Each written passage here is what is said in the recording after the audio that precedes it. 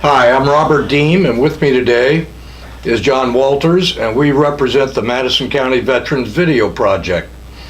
This is one in a series of many videotapings of World War II vets and other veterans from skirmishes. With us today is Mr. Bernard Peipert. He is a U.S. Marine veteran from World War II, and he's got quite a story to tell. And I was in a Fleet Marine Force. In a Fleet Marine Force? Yeah, we were attached to the Navy. Wasn't like the Marine Corps now. Let's start from the time where you entered the war, back in 1941. You were a young man, 21 years old. Working in a grocery store. The Japanese had just bombed Pearl Harbor, and you enlisted, right? Can you go on from there? Well, like I said, 18 days later I was in San Diego, boot camp, and 6 months later I was on a ship headed for the Solomons. The Solomon Islands was your first conflict? Yeah, Guadalcanal, Guadalcanal and Tulagi, and mostly it was Guadalcanal, but after we took care of that control town, came back, they put us on. I don't think I saw the ocean after that for a long time. We were more back in the jungles. And one thing we found out in a hurry, everybody landed with white t-shirts, and it wasn't long before you were taking them off and rubbing them in the mud, because that made a perfect target. And they finally got us some green t-shirts. You were in the 2nd Regiment, Second, right? First, yeah, C Company, first Battalion, 2nd Regiment. Good. And you've got a lot of memories over this, don't you? yeah, the nights were the worst, because you swore every sound you heard. They seemed like they were 2 months long. You found an extra pair of socks, you sure hung on to them to cover your hands so the mosquitoes couldn't get to you. We went for, I guess, about 4 months, and the Jeep pulled up and said, "Everybody take off all your clothes." Man, we were nothing but mud balls because we hadn't changed clothes since we landed. So we all got our clothes stood up. You didn't have to lay them down. The only baths we had were when it rained, because there was a chance some guys got in the Guadalcanal River earlier, but later that's where the Japs had to cross to get to the airport. Pardon me a minute. And couldn't go back in there because it was full of body parts. And after the Japs got them 2 guns ashore, we had to get out of the airport. And with the task force coming in, we had to push them guns back so they couldn't reach the airstrip till the planes took off. When we heard the planes take off, we ran back to the airport. So your job was done then? But at least got them off to the ships. Mm-hmm. But we had about 18 Grumman Wildcats, 2 P-38s, and a couple of Bel Air Cobras. When the Wildcats, Grummans took off, we had about 45 minutes before the bombers got there. When the P-38s took off, we had 5 minutes, because them things stood on their tail and went straight up. And the Bel Air Cobra stayed right down at the tree lines. We seen lots of dogfights up there, but every once in a while you'd hear a big whining noise, and it'd be one of our Grummans coming down with a 0 on his tail, because they could easily outdive them. And as soon as they got down and they pulled out of their dive, they headed back up. But That jet planes never got out of the treetops. Them Bel Air Cobras, for some reason, they could just like turn on a dime. They always got them. The Zeros are pretty good planes, Oh weren't they? yeah, Very maneuverable. My father told me that a long time ago. yeah. Till they had that washing machine Charlie come over every once in a while, and everybody shoot at him all night. And nobody would get him. Hmm. And they never did find. Finally, one night he came over. Searchlights didn't find him, but I think they only fired 2 rounds at him and got him. And that was when they came up with that percussion fuse that exploded from sound. They didn't have to actually get close to the plane, or didn't have to actually figure the elevation. They forget about all that and just shoot it. If it got close enough to him, his noise would set off Oh, wow. the shell. And I think that was what saved Europe too. The Japanese and Germans never did figure that out, how American planes got so accurate. Your rank was staff sergeant during the war. I was So you had a lot of people that you commanded, right? I was a private when I enlisted, When you enlisted. but every time somebody got killed, everybody jumped up a notch. If that war lasted long enough, I could have been a brigadier general. Craft got off of that beach, and I heard our lieutenant say, "Boy, they're going to sweep this under the rug." And they sure did. And I never did see. I saw that on one report, but now all they say is there was a wayward shell hit there. But they wiped out the whole company, and except those 4 or 5 guys. And you're saying that was friendly fire? What? Was that friendly fire? That's friendly fire. Yeah. So they were prepping the beach, and the timing was off, it sounds like to me. The timing was off. It could have been the Marines. They do things like that too. They could have went in too soon.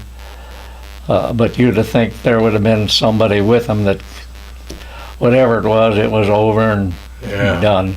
Next day they came and picked us up and took us to Tulagi, because the raiders had left it. And they were setting that up to help find some kind of protection for the PT boats. But we were there for about 4 hours, and all of a sudden we realized there was no more ships out in front. Everybody took off. The whole Navy left. And they left us without food there on Tulagi. I weighed 180 pounds when I landed, and they had the Japs did have a warehouse there, about 30 foot long, 20 foot high, stacked solid with rice, but our planes had bombed it. And of course we started eating that food, and of course everybody got diarrhea. We couldn't eat that no more. So we did have a spring on the island there that we could get water. And I think after about a week, some guy realized that some of those trees were growing there, we could eat the roots. And so we dug into them, and I ain't kidding you, some of those roots looked like they weighed 6 or 8 pounds and were that big around. Yeah. But you had to bake them twice, or bake them once and take 2, peel them twice. And that we ate all those tree roots. They were shooting at parrots. I don't know if any of them ever got any parrots. So it was fortunate you had a botanist in the in the battalion there. I can't believe you remember all this. I can't remember what I had for lunch yesterday. You wouldn't forget that if you were there, because I went down. They had one of those scales there. I guess they were distributing that rice with. You could stand on and get weighed. I weighed 135 pounds in about 3 weeks. Oh my. From 180. Everybody looked tall and lean. But finally, they got in a merchant ship, come in there unescorted, and we formed a human chain all the way out to it because they had no way to unload it. And our tallest guys got out there towards the ship. They just had their chins sticking out of the water. But they boomed that stuff over the side of the ship in the cargo net as far as they could reach. And we used that human chain to get some food in there to the Loggy. And we got plenty of food in there, and then they stopped right in the middle of it and said they have to go. So they all took off, and it was about 2 days after that, those PT boats, we called them the Mosquito Fleet, came in. And they were like plywood, about 65 foot long, and they each held 4 torpedoes and big motor in them. They hid right there behind Tulagi the whole time we were there. Every night, as soon as it got dark, you could hear the purr of that motor. We didn't know it then, but John Kennedy was piloting one of those boats. We know that story, don't we? Oh, don't we? He was a real hero.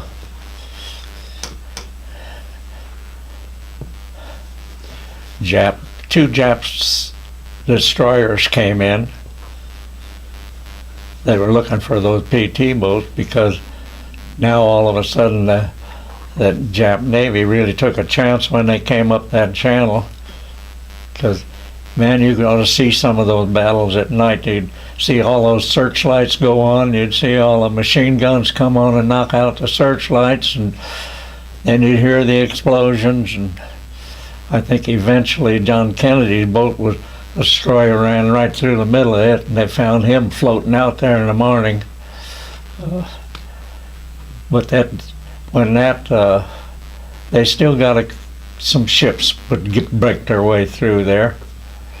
But they heard that there was a big Japanese task force.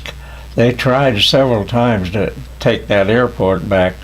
That island was 3,000 square feet, 3,000 square miles, and the Japs had 99% of it. We had 1%. We had that 3.5 square miles that the airstrip was on. We held the airstrip eventually. And we had now, did you have Marine planes that were backing you up after you took the airstrip? The Navy and the Marines, yes. The Navy had a lot of pilots there too.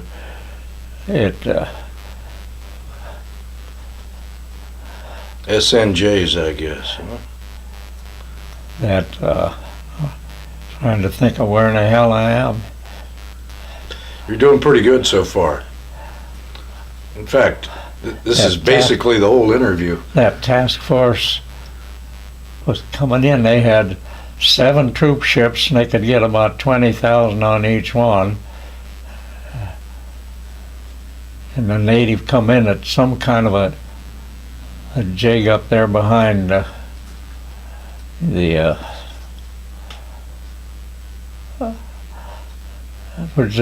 Japs had set up a control camp about 30 miles behind the lines. They had talking so much I'm running out of breath. The native had come in and said there was some kind of building going on there far behind the lines, and our headquarters determined that the Japanese were setting up a control camp. They were control all the Japs on the island, the incoming Japs, and they were in a position to notify the ships when the planes were taken off. And so what they did, we were on Tulagi, that they put us all on a wooden tuna boat. They had an old boat, well, I don't know where they found it. They had to tow some of them in the Higgins boats behind it. And they swamped them before the night was over. but we went up 30 miles behind the lines and one of the natives had a little flashlight. He signaled us where to land. We got in there quietly, and we headed for where this control camp was going to be. We got there probably a little bit before daylight, and they never had out a sentry. They never had nothing. They had 2 big tents closed with mosquito net. When daylight came, we were about 25 feet from them. The officer said to open up on it. They got everybody in there except 2 that got out, but we got them before they got away. So then they gathered all the information, destroyed their radios and everything they had there. And there was 50 Japs, we were warned, were 30 minutes from us. There were 400 Japs that were about 45 minutes from where we were. So we bundled up and started heading out of there. It took us 3 days to fight our way back to the airport, 'cause going by land. In the meantime, they were fighting all those air battles, and the pilots, if their planes were shot up, they weren't allowed to land at the airport because they had to keep that runway open. So they were told to fly up and locate us coming in, and then pancake their planes in the water. And we had a couple of good swimmers and went out and got them. I think we rescued 4 pilots on the way in. And at night then, they'd send a Higgins boat up and pick up those pilots to get them back to the Air Force. But after 3 days, we got back to the airport, and we were just lucky they landed the troops clean down at the other end of the island. They had the planes had sunk the troop ships, and but then the next morning they kept getting reports of all these landing craft down at the other end of the island. So the Japs were smart enough to unload some of those troop ships way out in the ocean and let them come in on their own. But the worst part was when they landed, they brought in 2 big guns that could shoot over 8 miles, and they were going to give us trouble later. I can tell you about that later. Said one word about the war for at least the next 60 years, and kids are dead, and she's still alive, but Shelley wanted to know where I was at least. And opened up that package and found out I had a Silver Star and 2 presidential citations. And like I said, I never talked about the war.